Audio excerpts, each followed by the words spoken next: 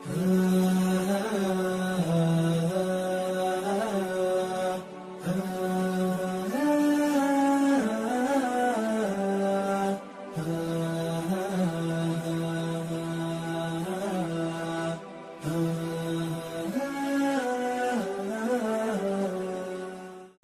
de multiples efforts fournis et de sacrifices consentis dans le sentier d'Allah, les différentes associations eurent l'idée d'une fusion au cours de la dernière Assemblée générale des Mogistes, tenue à Bassar, comme je l'ai dit, en août 1995.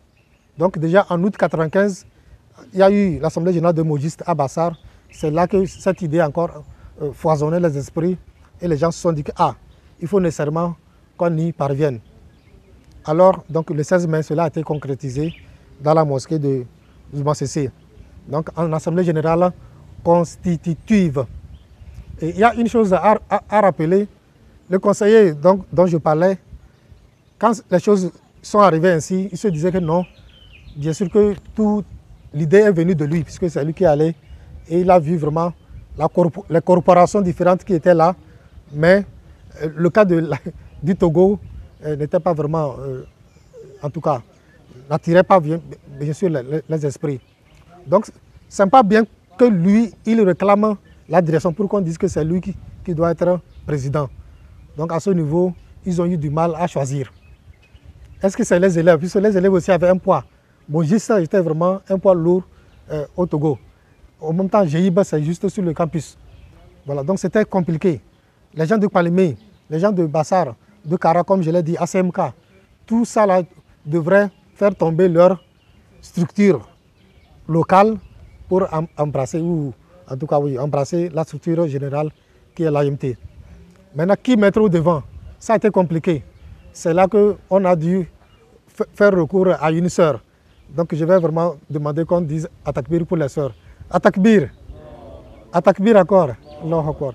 Donc c'est une sœur du nom de Ziara que je connais encore. Je l'ai connue, ceux qui ont eu la chance d'aller à Dapaon pour le SIFOS, je crois SIFOS de Dapaon. C'est en 2000, c'est pas 17, je sais pas, 17, 18 comme ça.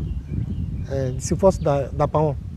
Donc elle était venue, même bien avant ça, quand j'étais allé à Séquenci pour une affaire personnelle, j'ai eu à aller voir la sœur.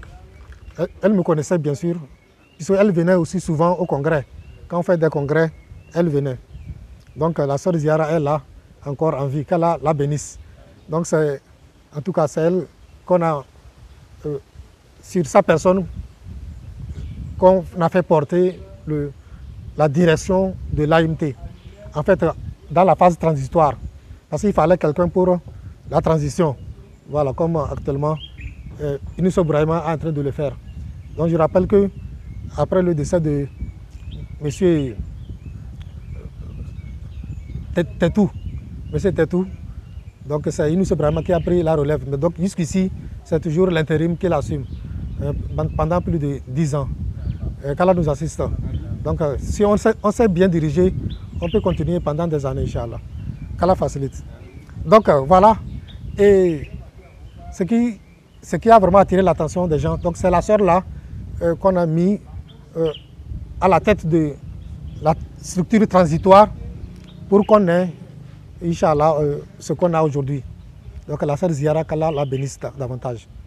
Donc voilà un peu, ça dit que quand on veut parler de l'historique, moi, le peu que j'ai pu avoir quand même auprès des aînés, parce que chaque année, j'ai touché des gens même avant de venir. Donc ils m'ont envoyé des vocaux, j'ai écouté, c'est pratiquement la même chose. Sauf que chacun cite les événements en fonction de ce que lui, il a vécu. Puisqu'ils ne sont pas, en tout cas, par exemple aujourd'hui, du matin jusqu'au soir, le président est là. Mais peut-être que d'ici 15 h, il va quitter. Donc ce qui va se passer en cette journée d'aujourd'hui, à partir de 15 h, en allant, il n'est pas informé. Mais il va dire que non, aujourd'hui j'étais au campus.